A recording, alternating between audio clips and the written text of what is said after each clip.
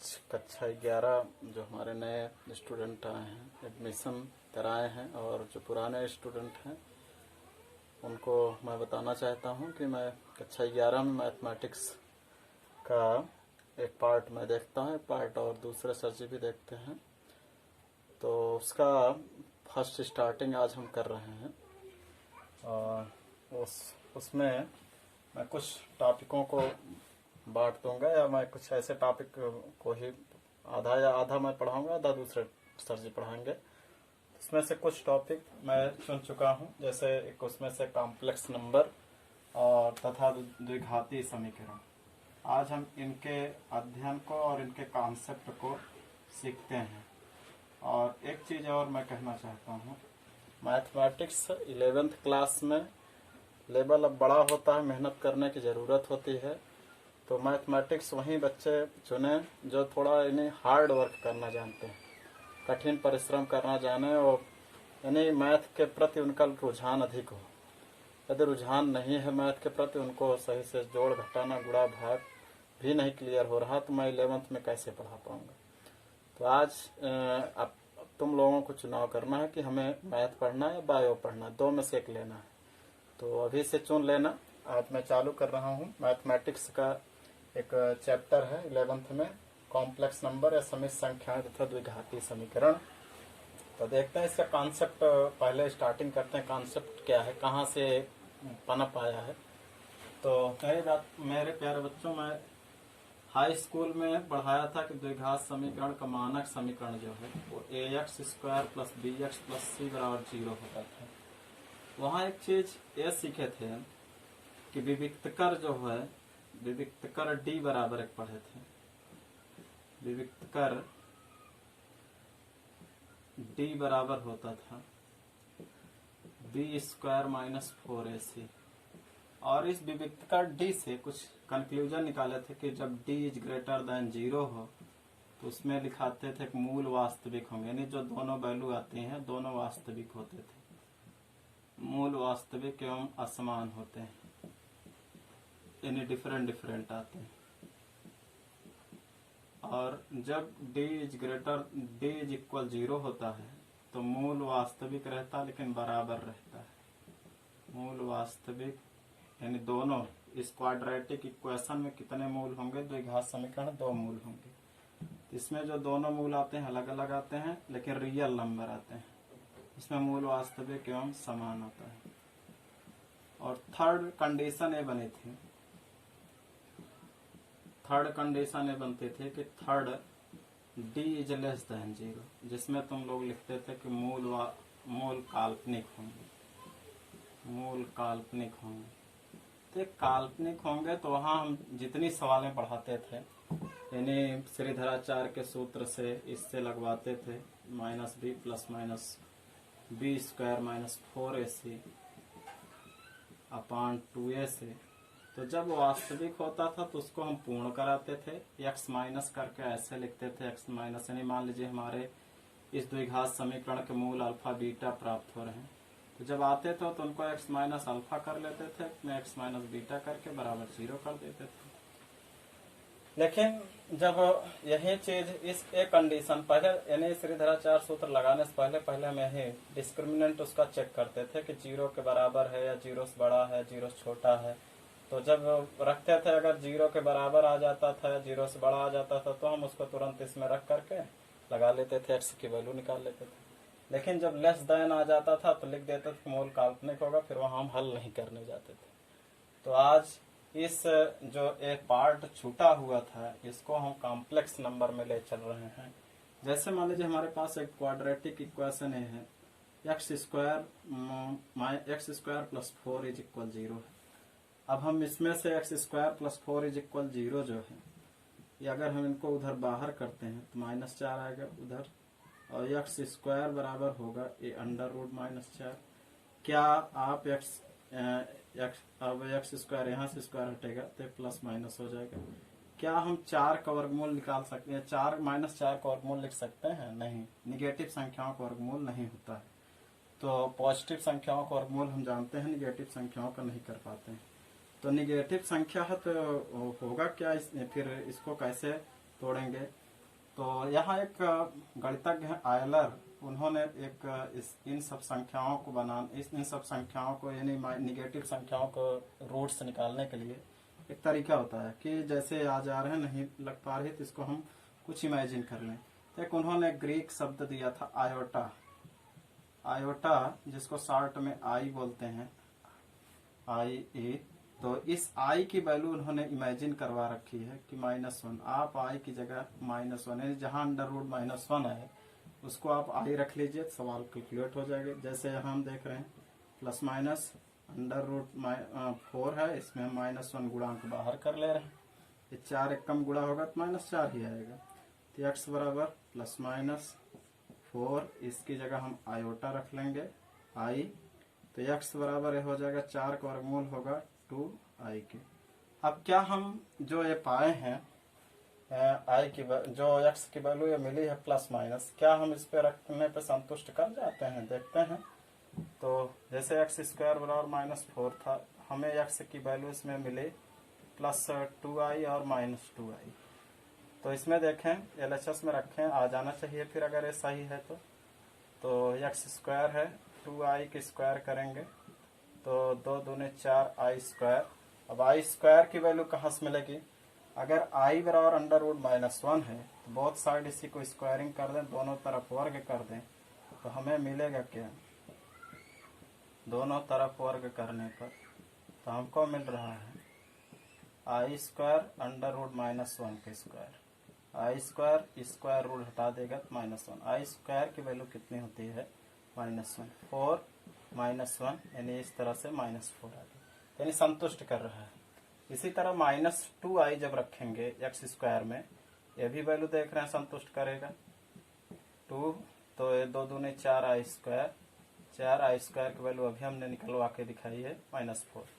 तो जो mathematician Euler थे उन्होंने एक दिया है कि जो जितनी भी संख्याएं यानी निगेटिव में आए उनका क्यूब, उनका रूट्स निकालना हो, स्क्वायर रूट्स निकालना हो, वर्गमूल निकालना हो, तो उसकी जगह हम √-1 की जगह एक आई मान लेते हैं, या उसको हम इमेजिन कर ले रहे हैं, या एक सिस्टम बना ले रहे हैं कि √-1 को हम यदि आई रख लेंगे तो सवाल सॉल्व हो जाएगी, और अगर हम उसमें x की वैल्यू जो भी है रखेंगे तो मान संतुष्ट भी कर रहा है। तो यहाँ से ये जो i माना जा रहा है, तो इस तरह से जो जितने निगेटिव संख्याएं हैं उनके स्क्वायर रूट एक इमेजिनरी नंबर बन जाएंगे, एक एक काल्पनिक संख्याएं पूरी तैयार हो जाएंगी। जितने भी निगेटिव संख्याएं होंगी उनका सबका एक इमेजिनरी नंबर, एक काल्पनिक संख्याएं बनेंगी। तो काल्पनिक संख्याएं यानी निगेटिव संख्याओं के लिए है, जिनका निगेटिव संख्याओं को स्क्वायर रूट नहीं निकल पाता है, उन सबका स्क्वायर रूट निकालेगा। तो देखते हैं हम और थोड़ा सा इसको विस्तार करते हैं, आप लोग इसको थोड़ा थोड़ा सीखते चलें।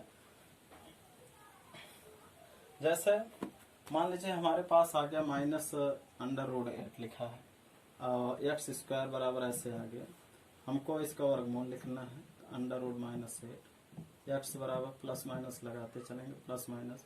अब √8 को हम अलग करें इस तरह से, तो x बराबर +- √8 का वर्गमूल अगर हम निकालें 8 का, तो 2 चौक 8, 2 दूनी 4, 2 कम 2 का जोड़ा बन जा रहा है, इसका नहीं बन रहा है तो 2√2। और इसके जगह हमने क्या इमेजिन किया है? आइए आयलर के अनुसार इस √-1 की जगह सब जगह आई रखिए और एक नई संख्याओं की शुरुआत कीजिए, यानी सारी संख्याएं वो imaginary I for imaginary number से बनेगी। तो 2√2 इस तरह से हम जितनी संख्याएं अगर पाए निगेटिव संख्याएं जिनका स्क्वायर रूट निकालना हो तो सारे निगेटिव संख्याओं का स्क्वायर रूट निकलेगा, बट वहीं √-1 की जगह आई रखना पड़ेगा। तो इस तरह से सभी संख्याएं हमको इस तरह से मिल जाएगी। अगर माइनस यानी 2i भी मिल सकती है, 3i भी मिल सकती है, 4i मिल सकती है, 5i मिल सकती है, 6i मिल सकती है। इन सब संख्या जिसमें i लग जा रहे हैं सब एक काल्पनिक संख्या, इमेजिनरी संख्या बनेंगी, इमेजिनरी नंबर होंगे। तो सबका हम बता दे रहे हैं। जैसे -4 का अगर हम स्क्वायर रूट चाहें, -4, a -9 का है, a -16 का है, a -25 का है, a -36 का है। तो अब अगर कोई आपसे निगेटिव संख्याओं का वर्गमूल पूछे तो आप निकाल सकते हैं, बता देंगे, उसका काल्पनिक नंबर में बनेगा। और अगर ऐसे कोई लड़का कहे -25 का ये जो है -5 हो जाएगा, तो ये गलत कह रहा है। निगेटिव संख्याओं का वर्गमूल नहीं निकलता, स्क्वायर रूट नहीं निकलता है। उसको निकालने के लिए क्या करना पड़ेगा, हमें एक ऐसे अलग करना होगा √-1 को। 25 वर्गमूल निकल जाएगा 5, इसका जो है इसको आई मान लेंगे। तो इस तरह से √-25 का वर्गमूल कितना बनेगा, 5i। इसी तरह √-49 का होगा 7i। इसी प्रकार √-64 का या √-121 का -121 का तो 11i। यानी जितने भी संख्याओं का पॉजिटिव संख्याओं का स्क्वायर रूट लिखते थे रियल नंबर में, अब उनको हम किस में ले चलेंगे, इमेजिनरी नंबर में लिखेंगे। सबको आई मान करके हल करेंगे। तो देखते हैं आगे। इस तरह से तो आप लोगों को दो तरह की संख्याएं मिली। एक तो रियल नंबर के बारे में आप जानते ही थे, और दूसरी एक संख्या और मिले, क्या मिले, इमेजिनरी नंबर। आज सोचे हो काल्पनिक संख्या है जिसमें एक चीज, एक √-1 को इमेजिन किए। तो देखते हैं।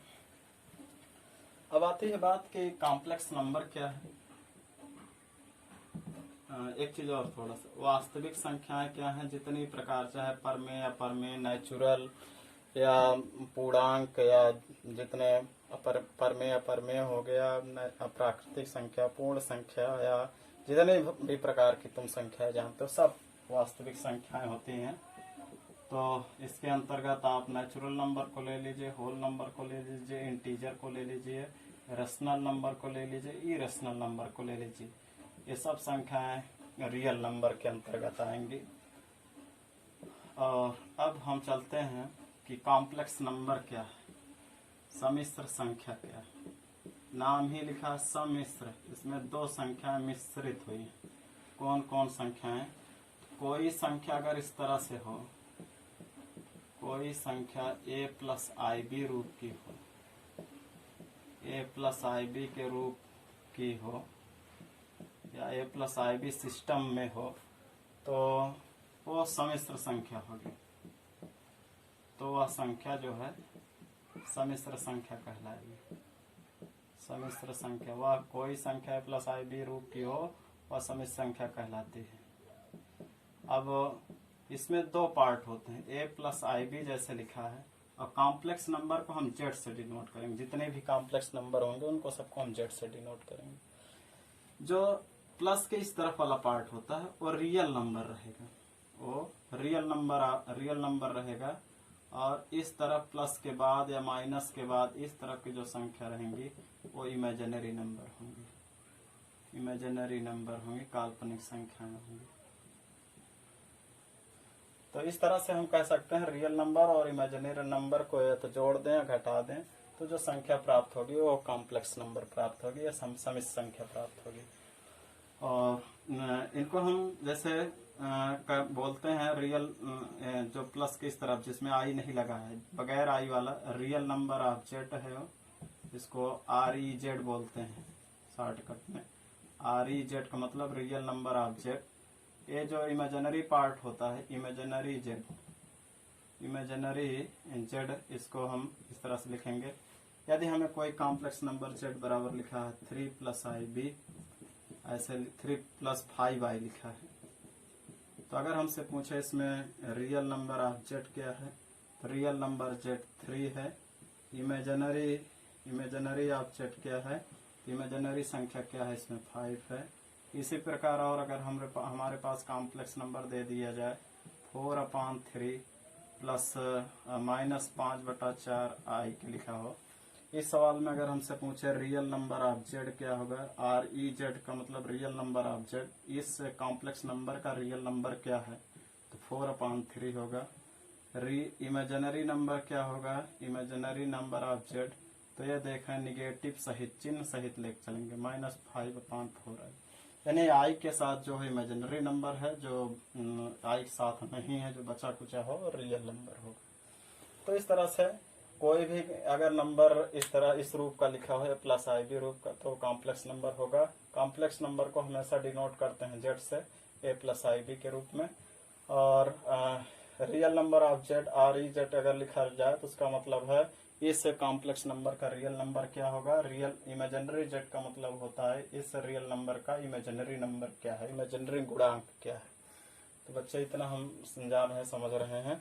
अब आगे चलते हैं, कुछ और भी चीजें हम बताते हैं।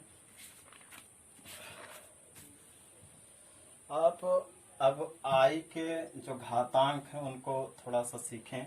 जो आई की वैल्यू आयलर ने रख रखी है, मान रखी है, उस पे बहुत सारे क्वेश्चंस बनते हैं। तो देखते हैं क्या है, कैसे है।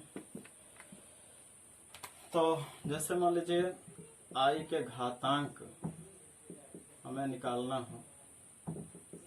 आई बराबर चूंकि होता है √-1 ये माना गया है। तो अगर हमको आई स्क्वायर पता करना हो तो दोनों तरफ वर्ग कर देंगे। दोनों तरफ वर्ग करने पर हमें मिलेगा क्या, आई स्क्वायर बराबर √-1, स्क्वायर इधर भी आई स्क्वायर बराबर स्क्वायर अंडर रूट हटा देगा -1, ये आई स्क्वायर की वैल्यू आ गई।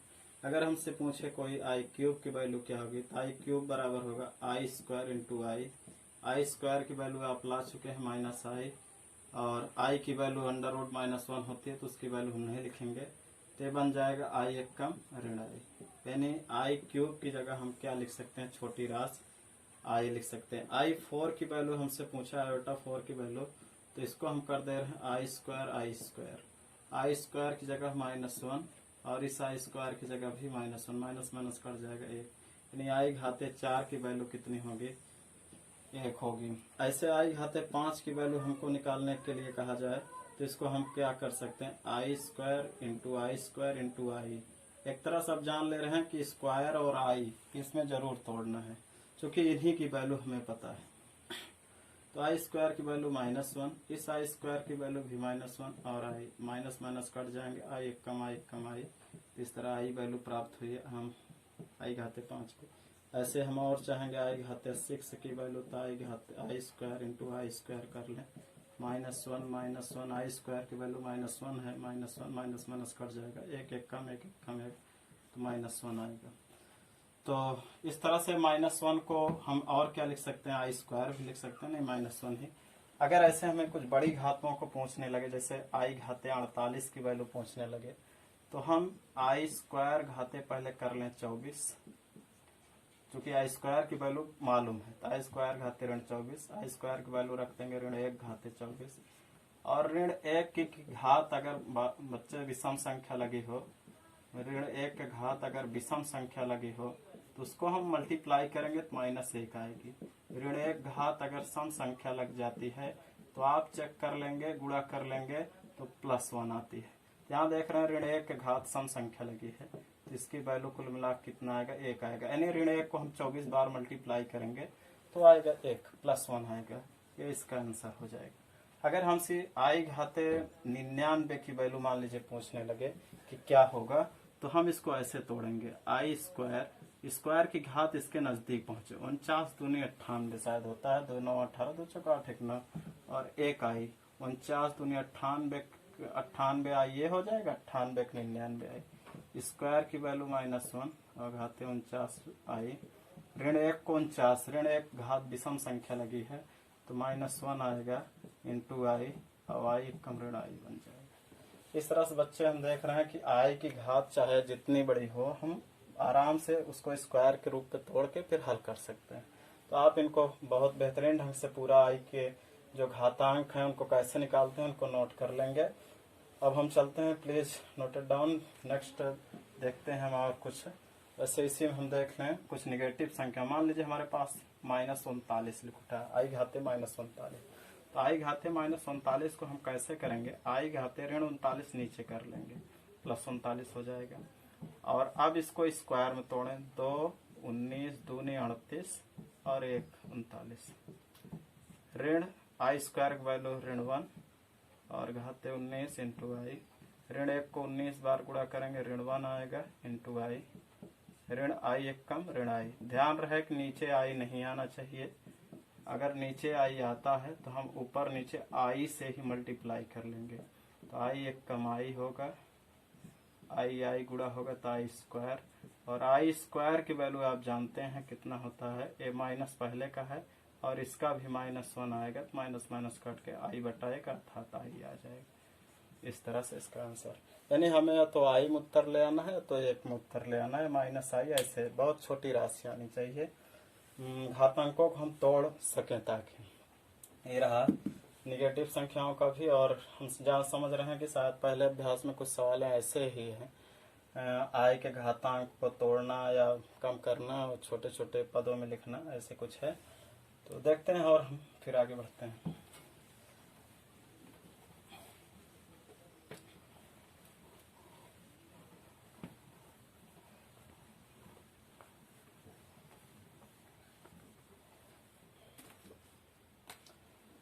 दो सम्मिश्र संख्या समान कब होते हैं? सम्मिश्र संख्याओं की समानता दो सम्मिश्र संख्या अगर हमको दी जाए, मान लीजिए एक a प्लस आई बी हमारे पास कॉम्प्लेक्स नंबर है, एक p plus I Q complex number है। ये दोनों समान तभी होंगे, इज इक्वल तभी लगाओगे जब रियल पार्ट इनका रियल पार्ट इनके रियल पार्ट के बराबर हो, इनका इमेजिनरी पार्ट इनके इमेजिनरी पार्ट के बराबर हो, तभी दोनों को समानता दिखा सकते हो। या समानता अगर चिन्ह लगा है तो इसका मतलब ये है कि ए रियल पार्ट इसके बराबर होगा, ए इमेजिनरी पार्ट इसके बराबर होगा। काल्पनिक भाग, इसको काल्पनिक भाग, ए इसका काल्पनिक भाग, ए वास्तविक भाग, ए वास्तविक भाग। समिश्र संख्या आप जानते रहे, समिश्र संख्या में दो ही भाग होते हैं, वास्तविक भाग और एक काल्पनिक, प्लस माइनस बीच में लगा रहेगा, फिर दूसरा काल्पनिक भाग रहेगा। तो इस चीज को हम कई बार बताते आ रहे हैं कि रियल नंबर, सब कॉम्प्लेक्स नंबर में दो पार्ट, वास्तविक और काल्पनिक, यानी real part and imaginary part. देखें आगे, तो दो कॉम्प्लेक्स नंबर तभी समान हो सकते हैं जब इनका रियल नंबर इसके रियल नंबर के बराबर हो, अर्थात ए बराबर पी हो जाए और इसका इमेजिनरी नंबर का गुणांक ओ बराबर हो जाए, बी बराबर क्यू हो जाए, तभी दोनों बराबर। अर्थात इस तरह जैसे 3 + 5i के बराबर कौन सा होगा, 3 + 5i ही होगा, क्योंकि ये दोनों तभी तो आपस में बराबर माने जाएंगे, इसका ये बराबर इसका ये बराबर। लेकिन यदि किसी सवाल में जैसे मान लीजिए लग जा रहा है एक्स वाई के पद में दे रहा है, तो इज इक्वल का चिन्ह लगा तो रियल पार्ट के बराबर, इमेजिनरी पार्ट के बराबर रख के आप हल कर सकते हैं उसको। तो दो कॉम्प्लेक्स नंबर तभी समान होंगे जब उन दोनों कॉम्प्लेक्स नंबर में वास्तविक भाग के बराबर हो और काल्पनिक भाग के बराबर हो। और आगे देखते हैं हम,